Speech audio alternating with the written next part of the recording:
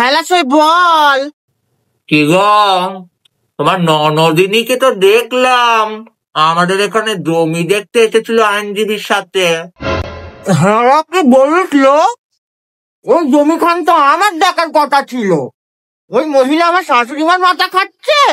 শোনো, শুধু শাশুড়ি মার পা টিপলে হবে নে, গলা খান টেপো।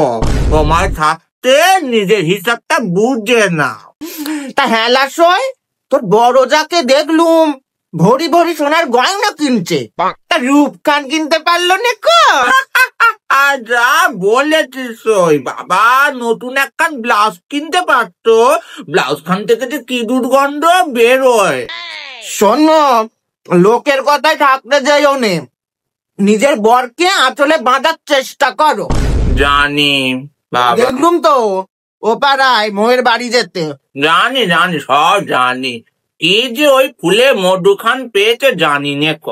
অবশ্য আমাকে জেনে নাম, সময়টা একটা ঠিক হুল ফোটাবো। এই ওসব কথা বাদ দাও, তোমার দেওরের কথাটা বলো না।